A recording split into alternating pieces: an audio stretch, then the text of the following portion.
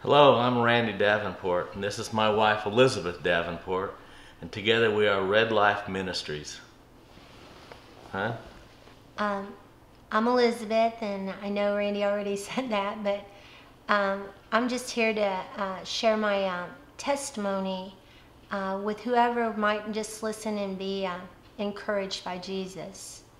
I came into faith when I was 24 years old to Christ, and that process of coming into faith, um, as a child, I grew up in a home where there was a lot of dysfunction. There was a lot of fighting in the family home. And so my safe place, I excelled in school. And in school, I did well in my grades and everything. And I always enjoyed having a reprieve from home life, going to school. And my father didn't really like for us to have very many curricular activities, but my mom fought for us as much as she could. And I wanted to be on track team. And so she pretty much said, we want to do this. We want to let her do this. And so I had only been on my second track team in school. I was 12 years old. And second time, and I was walking home. A person asked for directions, and I told them how to get there. And I got so close to the car that I was abducted. And at that point, some really terrible things happened to me. And as a result of that, I started a drug usage. A lot of the kids at school had known from the news and the newspaper that I was the one that was abducted. And so when I got back to school, my school was not my safe place anymore. I could just hear all the whispers, and the way that I felt about myself was just really, really discouraging. I felt like a zero, like I was nothing, damaged goods. And so as a result of that, I started smoking pot and drinking beer, gatewaying with both of those just to kind of be numb. And from that point on, from 12 years old to 24 years old, I became a drug addict. And when I say a drug addict, anything that I could get my hands on, I was now being an IV user. And I lived my life being mainly just in the ozone. I just lived to be numb. Now, there are some things that happened to me up to this point at 24 years old.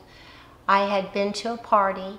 I had passed out at the steering wheel of the car because it had been raided by the police, and everybody was getting in their car as fast as they could. And as I got in my car and started to drive, I ended up being at my mom's home, which I didn't live with my mom, and I was 24 years old. And but I ended up being in her spare bedroom. She don't know how I got into her house, but the morning I woke up, being in her spare bedroom, I heard a voice speak to me. And this voice said, "I brought you home last night." And when I heard that voice, I rationalized to myself that I'd probably done too many drugs, too much alcohol, and I've lost my mind. And so I was getting ready to do the same old thing, just a dark, empty life, a different day. And as I was leaving the place and on the highway, I was still kind of hungover, but I wasn't yet messed up. So I'm going down the highway, and I hear this voice again speak to me and say, "I brought you home last night." Well, now I became very afraid, because not only had I heard the voice speak to me, I saw a vision of myself collapsed over the steering wheel of my car. And I thought, I'm probably not going to survive what I'm about to do tonight. Somewhere in this city where I live, which happened to be Kansas City, it was Sunday. I said, there's got to be a church open, and I'm just going to go into this church, any church that's open, and I'm going to be safe, and I'm not going to party tonight. So it was kind of a superstitious thing, like if you're in a sanctuary, you're like safe or something. But nevertheless, this is what I did. when I got to this church, it was an inner city church, and it was full of people. And I sat and I slithered in on the back row.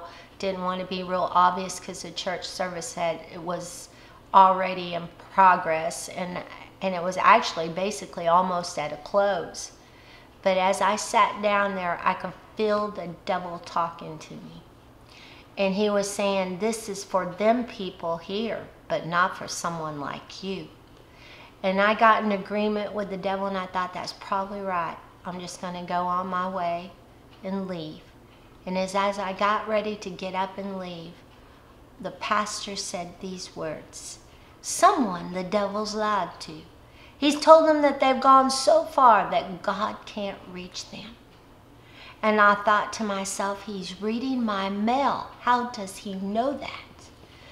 And at that exact moment, this woman came from the second row. She couldn't have seen me. She came all the way straight down the aisle, and she came over to me. And I thought she was probably making a beeline for the bathroom, but she was making a beeline for me. And she just asked me so sweetly, she said, would you like to pray? And I thought, sure. I thought I wasn't offended at prayer. I had grown up in a church where I did a lot of Our Fathers and Hail Marys, but I didn't know Jesus. But I wasn't offended at the word prayer. And some people in that faith may know the Lord, but I wasn't one of them. And when she said that, I walked up forward. I said, God, I don't know, and I don't even think I said it with words. I just thought it. I said, God, I don't know why you're talking to me. I'm really afraid. But if it's true what that pastor said, if I give you my life, that you'll take it, I said, you can have it. And as soon as I said that, I was sure he would not take me up on my offer. But that's exactly what he wanted. Now, I didn't see it, but I felt the manifested presence of a living God. And I knew without a shadow of a doubt that I got the best shot I ever got. It was a booster shot of renewed hope. And I knew by his manifested presence and liquid love, God's liquid love was flowing to me and through me and for me. And I knew that I was not the same junkie I was when I walked into the building. Now, that's been over 30 years ago that Jesus set me free. But the best news is he's kept me free. He keeps me free from desires that are wrong for me. He keeps me free from fear because he's a God who continues to save his people. Now, I'd like to encourage you. There's nothing really fancy about my testimony or story except for the fact that it's my testimony.